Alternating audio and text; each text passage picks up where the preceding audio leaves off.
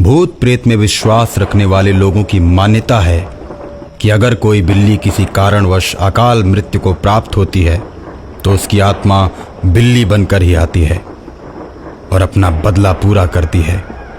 जिसके भी हाथों बिल्ली मारी जाती है उसे उसकी आत्मा से बचने के लिए उसका दाह संस्कार करके उसके शरीर के बराबर सोना दान करना पड़ता है। आज मैं ऐसी ही एक बिल्ली की आत्मा की कहानी सुनाने जा रहा हूं। राजू के पिता सोहन दूध का व्यापार करते थे। घर के बाहर मैदान में बड़े से कड़ाह में दूध रखकर उसका खोया बनाकर शहर ले जाकर बेचते थे।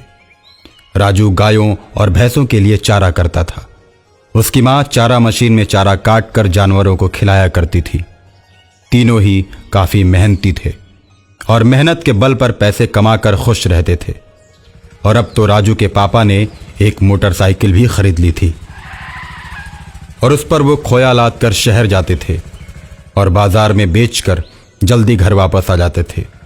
उसके बाद गायों और भैंसों को खिलाने पिलाने में लग जाते थे। और एक दिन भूख से परेशान एक बिल्ली बार बार दूध की कड़ाही के चारों तरफ दूध पीने के लिए घूम रही थी। किसी को भी इधर उधर न देखकर दूध पीने के लिए कड़ाही में छलांग लगा देती है। उबलते हुए दूध में गिर जाने के कारण बिल्ली मर जाती है। राजू के पिता सोहन उधर से आते हैं तो कड़ाही में बिल्ली को मरा हुआ पाते हैं। राजू, जरा अपनी मम्मी को बुलाओ तो देखो ये क्या हो गया है। राजू की मां जब मरी हुई बिल्ली को देखती है तो कहती है, कढ़ाई को उठाकर ले चलते हैं और नदी में फेंक देते हैं। इस तरह दूध और बिल्ली दोनों ही पानी में बह जाएंगे। फिर हम लोग कढ़ाई धोकर वापस ले आएंगे। नदी की तेज धार में ले जाकर बिल्ली और दूध को राजू के मम्मी पापा फेंक देते हैं और कढ़ाई को अच्छी तरह धोकर घर लाते हैं। फिर अपने काम में लग जाते हैं। पानी से संपर्क होते ही बिल्ली पानी वाला भूत बन जाती है और पानी के ऊपर ऊपर ही चलने लगती है। बिल्ली को पानी के ऊपर चलता हुआ देखकर लोग आश्चर्य में पड़ जाते हैं और सोचते हैं, या तो ये बिल्ली भूत है या फिर देवता है। दोनों में से कुछ ना कुछ तो जरूर है जो बिल्ली का रूप बनाकर पानी के ऊपर चल रही है। अचानक एक दिन नदी के किनारे एक शेर पानी पीने के लिए पहुंचता है। बिल्ली शेर को देखकर उसके पास आने लगती है। शेर बिल्ली के ऊपर झपट पड़ता है। बिल्ली पानी के ऊपर ऊपर ही भागने लगती है और शेर तैरकर उसका पीछा करने लगता है। बिल्ली उछलकर शेर के ऊपर बैठ जाती है और अपने पंजे उसकी आंखों में मारकर उसकी आंखें निकाल देती है। शेर अंधा हो जाता है।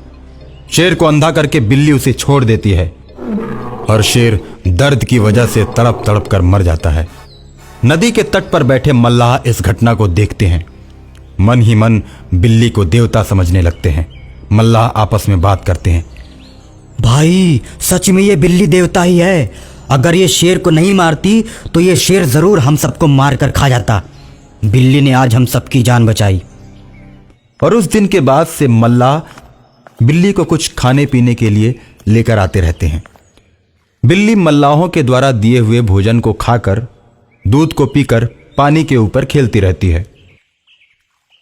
एक दिन शाम को घूमते घूमते राजू के मम्मी पापा उस नदी के किनारे पहुंचते हैं। उन लोगों को देखते ही बिल्ली उनके पास आ जाती है और उनसे बोलती है, मैं खुद ही तुम्हारी कढ़ाई में छलांग लगाई थी और मर गई थी। इसमें तुम्हारी कोई गलती नहीं है। अगर गलती होती तो मैं तुम्हें मार चुकी होती। लेकिन तुम मेरी बात मानो। तुम मेरी आत्मा की मुक्ति के लिए जो भी विधि विधान हो उसे पूरा करो ताकि मेरी आत्मा मुक्त हो जाए। विधि विधान में जो भी पैसे लगेंगे उसकी चिंता मत करना। मैं तुम्हें किसी ना किसी रूप में दे दूंगी।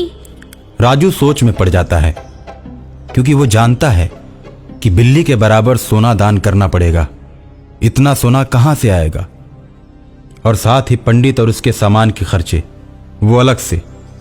राजू सोच ही रहा होता है कि तभी बिल्ली बोलती है, विधि विधान के सारे खर्चे मैंने तुम्हारे घर में पहुंचा दिए हैं। राजू, अब तुम पूजा की तैयारी करो ताकि मेरी आत्मा को मुक्ति मिल जाए। राजू अपने मम्मी पापा के साथ घर जाता है और घर जाकर देखता है झोले में भर के सोना, पूजा और खाने का सारा सामान घर में पड़ा होता है। राजू जब देखता है तो खुशी से उछल पड़ता है और विद्वान पंडित को बुलाकर बिल्ली का दाह संस्कार करवाता है और बिल्ली की आत्मा मुक्त हो जाती है। उसके बाद बिल्ली पानी के ऊपर चलती हुई कभी नजर नहीं आती।